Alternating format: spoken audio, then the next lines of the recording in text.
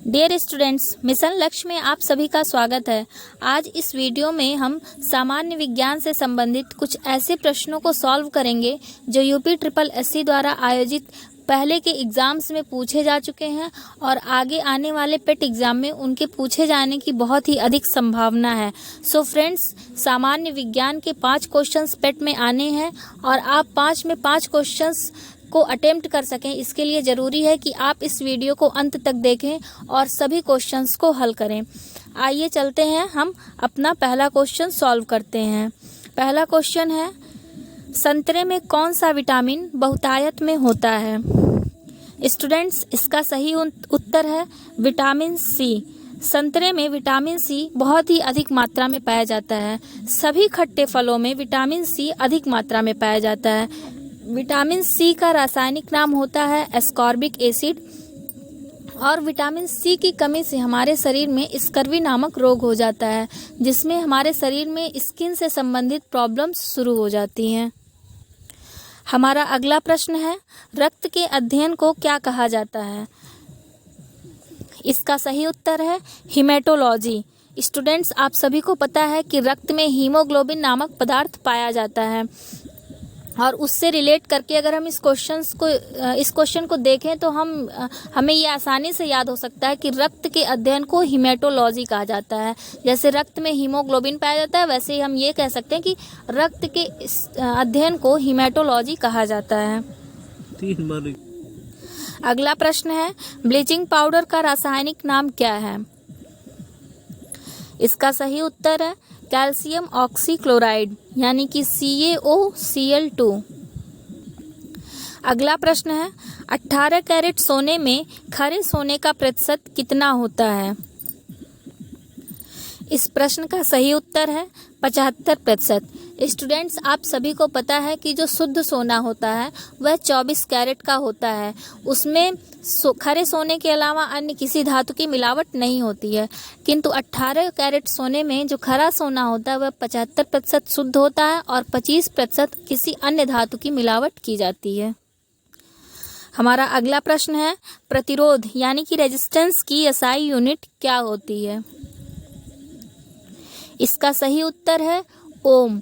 विद्युत परिपथ में उत्पन्न होने वाले प्रतिरोध की एसआई यूनिट ओम होती है। अगला प्रश्न है, ठोस चालकों में धारावाहक कौन होता है? इसका सही उत्तर है मुक्त इलेक्ट्रॉन।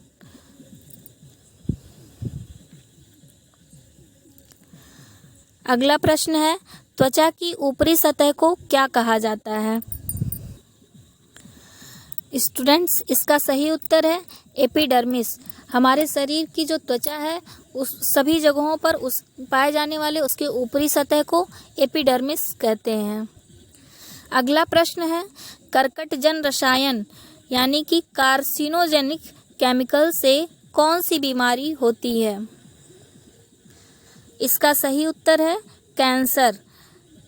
कार्सिनोजेनिक केमिकल्स के यूज से हमारे शरीर में कैंसर जैसे खतरनाक बीमारी होने की संभावना होती है। अगला प्रश्न है, किसी सर्किट में बिजली का प्रवाह कब होता है? स्टूडेंट्स, इसका सही उत्तर है स्विच के चालू होने पर। यह प्रश्न पहले भी पूछा जा चुका है यूपी ट्रिपल एससी द्वारा आयोजित एग्जाम में। आप सभी को पता है कि किसी भी सर्किट में तभी बिजली का प्रवाह हो सकता है जब हम स्विच को ऑन करते हैं। अगर स्विच ऑफ है तो किसी भी विद्युत परिपथ में बिजली का प्रवाह नहीं हो सकता है। अगला प्रश्न है, प्रकाश वर्ष किसके मापन की इकाई है? इसका सही उत्तर है दूरी। एक वर्ष में निर्वात में प्रकाश द्वारा चली गई दूरी को एक प्रकाश वर्ष कहा जाता है। अगला प्रश्न है, 18 कैरेट सोने में अन्य धातु का कितना प्रतिशत पाया जाता है? इसका सही उत्तर है 25%। अगला प्रश्न है, विटामिन सी की कमी से कौन सा रोग होता है? इसका सही उत्तर है स्कर्वी।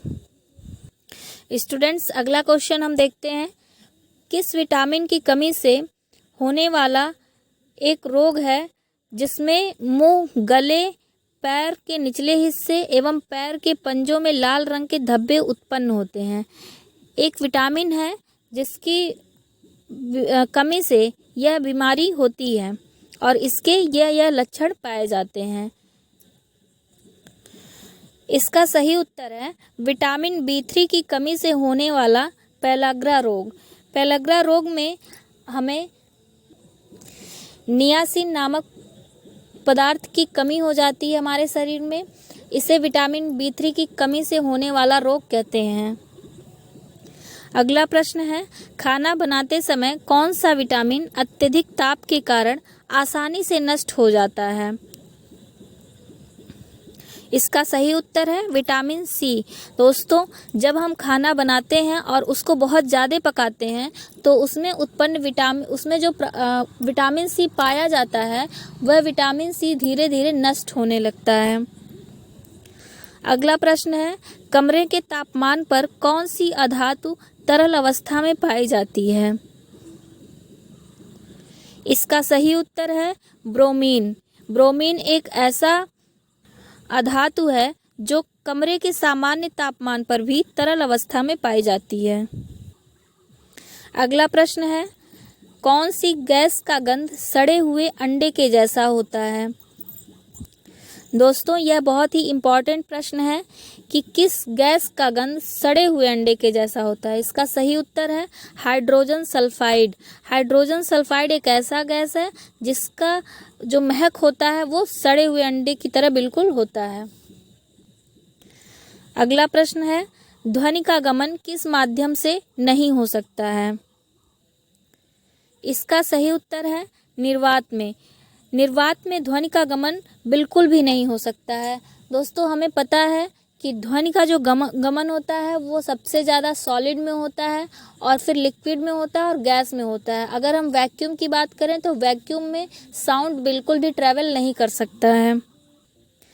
अगला प्रश्न है, नींबू में कौन सा अम्ल पाया जाता है? इसका सही उत्तर है सिट्रिक अम्ल।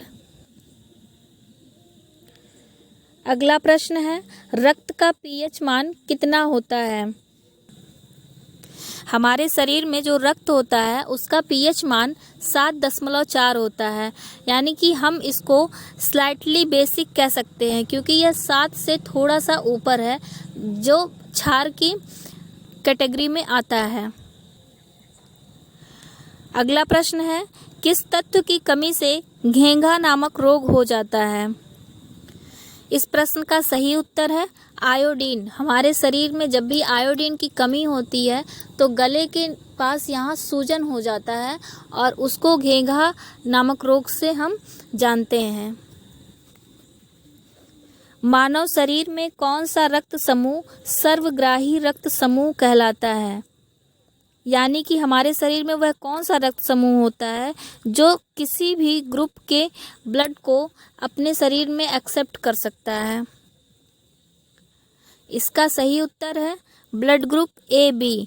दोस्तों, AB ब्लड ग्रुप ऐसा ब्लड ग्रुप होता है जिसको किसी भी ब्लड ग्रुप अगर किसी व्यक्ति का ब्लड ग्रुप AB है तो उस व्यक्ति को किसी भी ब्लड ग्रुप का हम ब्लड चढ़ाएं, अगर A positive, B positive, O positive किसी भी ब्लड ग्रुप का हम ब्लड चढ़ाएं तो उस व्यक्ति को कोई भी परेशानी नहीं होगा। यानी कि हम कह सकते हैं जिसका ब्लड ग्रुप AB है वह सर्वग्राही रक्त समूह में आता है। अगला प्रश्न है, कितने माप से अधिक ध्वनि को शोर कहा जाता है? इस प्रश्न का सही उत्तर है 80 डेसिबल से अधिक ध्वनि को शोर कहा जाता है। स्टूडेंट्स, हम ध्वनि को मापते हैं डेसिबल यूनिट में और 80 डेसिबल से जो नीचे की ध्वनि होती है वो हमारे सुनने योग्य होती है और जब 80 डेसिबल से ऊपर यह ध्वनि होती है तो यह शोर के रूप में जाना जाता है। अगला प्रश्न है, गति के विपरीत दिशा में लगने वाले बल को क्या कहते हैं? इस प्रश्न का सही उत्तर है घर्षण बल। जब भी कोई भी वस्तु गति करती है, कोई भी वस्तु व्यक्ति कोई भी गति करता है तो हमेशा उसकी गति करने के विपरीत दिशा में एक बल लगता है, घर्षण बल। उसी बल के कारण ही कोई भी व्यक्ति चल सकता है। यदि घर्षण बल ना लगे तो हमारा चलना संभव नहीं हो सकता है। स्टूडेंट्स, इस वीडियो में हमने इतने इम्पॉर्टेंट क्वेश्चंस को सॉल्व किया। ये सभी क्वेश्चंस बहुत ही इम्पॉर्टेंट है एग्ज़ाम के पॉइंट ऑफ व्यू से। अगर आपको यह वीडियो पसंद आई हो तो हमारे चैनल को लाइक और सब्सक्राइब करें।